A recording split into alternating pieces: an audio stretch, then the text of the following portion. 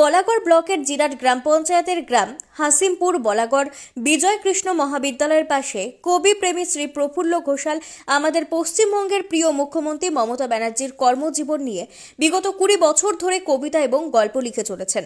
দিনের পর দিন, বছরের পর বছর ওনার কাজের পাশাপাশি এই কবিতা গল্প লেখালেখি চালিয়ে যাচ্ছেন। এর মধ্যে বহুবার মুখ্যমন্ত্রীর বাড়ি এবং নবান্ন এবং অনেক নেতা মন্ত্রীর কাছে যাওয়া হয়েছিল, তাতেও সেই রকম কোনো সুরাহা পায়নি। এই কবি প্রেমী শ্রী প্রফুল্ল ঘোষাল আমাদের কাছে ওনার এই কষ্টের কথাগুলো তুলে ধরেছেন, আর আমরা চাইবো এই কবি প্রেমীর মনের ইচ্ছাটা যেন পূরণ হয়। তাহলে সবার কাছে আমাদের একটাই অনুরোধ, এই ভিডিওটি এই মুহূর্তে যারা যারা দেখছেন তারা সকলেই যেন এই ভিডিওটি প্রচুর পরিমাণে শেয়ার করে দেবেন এবং আমাদের মুখ্যমন্ত্রী মমতা ব্যানার্জির কাছে যেন পৌঁছয়। আর এই ভিডিওটি আমাদের মুখ্যমন্ত্রীর কাছে পৌঁছলে আমাদের কবি প্রেমী শ্রী প্রফুল্ল ঘোষালের মনের ইচ্ছাটা পূরণ হবে। তাহলে চলুন আমাদের কবি প্রেমী মাননীয় মুখ্যমন্ত্রী মমতা ব্যানার্জিকে নিয়ে লেখা কবিতা এবং গল্প তার মুখ থেকে শুনে নেওয়া যাক। নমস্কার দাদা। নমস্কার দাদা। আপনার নাম কি? প্রফুল্ল ঘোষাল। বাড়ির ঠিকানা বলুন। জিরাট, হাসিমপুর, বলাগড়, হুগলি। আচ্ছা, আমি তো দেখতে পাচ্ছি আপনার এখানে অনেক লেখা আছে, পিছনে আমাদের মুখ্যমন্ত্রী মমতা ব্যানার্জিরও ছবি আছে দেখতে পাচ্ছি। তাই বিষয়টা আমাদের দর্শকদের আপনি একটু বুঝিয়ে খুলে বলুন, কি ব্যাপারে কি লিখেছেন বা কি করছেন, কি করেন আপনি, সম্পূর্ণটাই আপনি বলুন আপনার মুখে।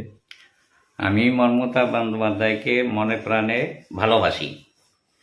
আমি তার কর্মধারায় উদ্বুদ্ধ হয়ে কিছু লেখালেখি শুরু করেছিলাম, সেগুলো আজও চলছে এবং চলবে, ভবিষ্যতেও চলবে। আচ্ছা, কটি লেখা আছে আপনার ওনার নামে? তা প্রায় 10-15টা কবিতা আমি লিখেছি এবং সেটা বড় কবিতাই বলতে গেলে। আচ্ছা, তা দুই একটা কবিতার নাম আমাদের বলা যাবে? হ্যাঁ হ্যাঁ, বলা যাবে।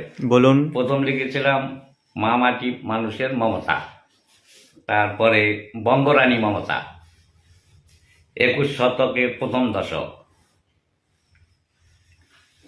বঙ্গের 13 পঞ্চায়েত ভোট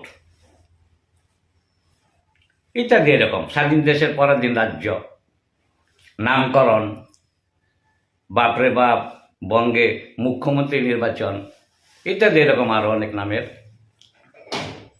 আচ্ছা, দিদির নামে কোনো গল্প লিখেছেন? হ্যাঁ, গল্প একটা মোটামুটি শেষ করে এনেছি, কিন্তু সহযোগিতা পাইনি বলে সেদিকে বেশি ধ্যানও দিতে পারেনি। আচ্ছা, এমনি নামটা কি বলা যাবে, যেই নামটা আপনি শুরু করেছেন? গল্পের নামটা কি বলুন আপনি একবার। গল্পের নামটা ওটা আমি আগে বলতে চাইছি না। আচ্ছা আচ্ছা, ঠিক আছে। তা যদি কখনো সুযোগ পাই দিদিকে দেবো হাতে, তখন নাম বলে জানিয়ে আসবো। আচ্ছা, তা আপনি কত বছর ধরে দিদির নামে লেখালেখি করছেন? তাও 15-16 বছর হয়ে গেল। আচ্ছা, তা আপনি চেষ্টা করেছেন একবারও ওনার বাড়িতে যাওয়া বা ওনার হাতে পৌঁছানোর মধ্যে মাধ্যম কিভাবে কিছু করা যায় হ্যাঁ, কিনা? চেষ্টা করেছি, আমাদের লোকাল নেতাদের মাধ্যমে চেষ্টা করেছি, তারপরে জেলা ভিত্তিক নেতাদের মাধ্যমে চেষ্টা করেছি। আমি নিজে ওনার বাড়িতে গেছি, কালীঘাটে, এবং নবান্ন অফিসেও গেছি, কিন্তু কোনো রকমভাবে দিদির কাছে পৌঁছতে পারিনি। আচ্ছা, তা আপনি কি চাইছেন মূলত? কবিতাগুলো কিভাবে কি করতে চাইছেন? দিদির হাতে কি আপনি পৌঁছে দেবেন? হ্যাঁ, আমার আশা ওটাই ছিল, এটাই আপনার আশা? এখনও আছে। এমনি কোনো টিভি চ্যানেলের মাধ্যমে বা অন্য কোনো কিছুতে আপনি যোগাযোগ করেছিলেন? হ্যাঁ, করেছিলাম 2-3 বার। তা তারা কি আশা বলেছিল? ভরসা দিয়েছিলেন, কিন্তু সেদিকটা আর এগোয়নি পরে। আচ্ছা, তাহলে আপনার মূলত ইচ্ছা দিদির হাতেই দেওয়া, না কারো মাধ্যম থেকে যদি পৌঁছানো যায় সেটার কি আপনার ইচ্ছা আছে? এখন যদি হাতে না দিতে পারি, তাহলে দিদিকে যেভাবেই হোক, যদি কেউ আমার হয়ে পৌঁছে দেয়, আমি তাতেই রাজি থাকবো। পরে পরবর্তীতে ওইটাই ভাববো যে আমার আশা পূর্ণ হলো না।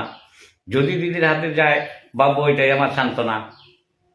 আচ্ছা, তা আপনার ইচ্ছা ধরুন দিদির হাতে পৌঁছলো কবিতাগুলো, তা দিদির মানে দিদি কি করলে আপনার ভালো হবে বা এই কবিতাগুলো লোকের মাধ্যমে পৌঁছাবে বা কিছু এরকম ধরনের কিছু ভেবেছেন? হ্যাঁ, ওটা ভেবেছিলাম যে দিদির কর্মধারা নিয়ে তো এই কবিতাগুলো, তা যদি সাধারণ মানুষে শুনতো, জানতো, দিদিকে আরো ভালো করে তারা বুঝতে পারতেন, এই আশা আমার আছে এখনো। তা আপনার আশা বা ইচ্ছে কি এখনো আপনার মনে হয় আপনি কখনো দিদির হাতে আপনি এগুলো দিতে পারবেন? হ্যাঁ, আমি তো আশা রাখি, আচ্ছা। এই আশাটুকু আমার দৃঢ়ভাবে আছে মনের মধ্যে। তো বিগত কত বছর ধরে আপনি ঘোরাঘুরি করছেন দিদির বাড়িতে যাওয়া, নবান্নে যাওয়া? তাও 9 সাল থেকে, 2009 থেকে।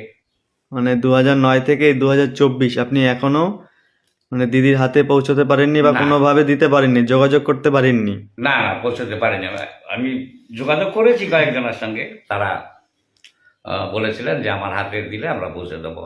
যেমন পার্থ চট্টোপাধ্যায়কে বলেছিলাম, শতাব্দীকে বলেছিলাম, তাপস রায়কে বলেছিলাম, মুকুল রায়কে বলেছিলাম, তারপরে আমাদের লোকাল নেতা হুগলি জেলার আমাদের বলাগড় ব্লকে শ্যামাপ্রসাদ মুখার্জি, ওনাদেরও বলেছিলাম।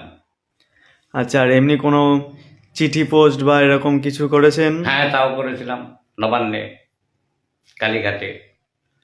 তাতেও কোনো সাড়া পাননি? না, তার কোনো উত্তর মানে পাইনি আমি। আচ্ছা আচ্ছা। ওনারা পেলেন কিনা আমি বুঝতে পারিনি। রেজিস্ট্রি করে চিঠি পাঠিয়েছিলাম 3 বার।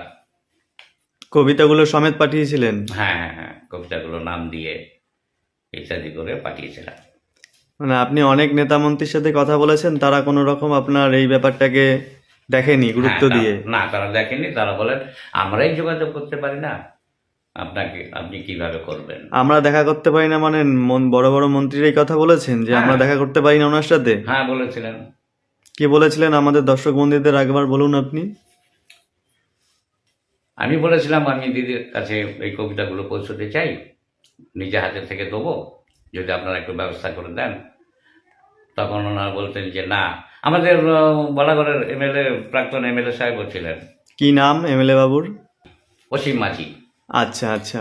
উনি বলছিলেন আমরাই দেখা করতে পারি না, আপনাকে আমরা কি করে দেখা করাবো? আচ্ছা, যদি আমাদের হাতে দেন আমরা দেখবো, পৌঁছে দেবো। ঠিক আছে। আমরাও ওনাকে একাধিক দিন বলেছি আমি, আমাদের এমএলএ সাহেবকে। আচ্ছা, আমরাও চেষ্টা করব, মানে চেষ্টা বলতে কি, আমরা দর্শকরা যারা দেখছি আপনাকে এই মুহূর্তে, আমরা সবাই কামনা করি আপনি অবশ্যই যেন দিদির কাছে এই কবিতাগুলো আপনার পৌঁছায়। দিদি আপনার জন্য যেন যাই হোকভাবে কোনো একটা ব্যবস্থা করেন লেখাগুলো নিয়ে, সেটাই আমরা আশাকামী রাখি। আগামী দিনে দেখা যাক কতটা কি হয় আপনার জন্য। আমরা অবশ্যই আপনার পিছনে আছি। আমরা যত দর্শক বন্ধুরা আছি সারা ওয়েস্ট বেঙ্গলে আপনার সাথে, আপনার পাশে সব সময় আছি, থাকবো সব সময়ের জন্যই। কোনো রকম চিন্তা নেই, আপনি এগিয়ে চলুন, লেখালেখি আপনার চলুক এভাবেই এগিয়ে, আমরা এটাই আশা রাখি। ভালো থাকবেন, সুস্থ থাকবেন। ধন্যবাদ। আজকে আমরা কবি প্রেমী শ্রী প্রফুল্ল ঘোষাল মহাশয়ের কাছ থেকে ওনার পুরো কষ্টের কথা শুনলাম। Bureau report, update Bangla.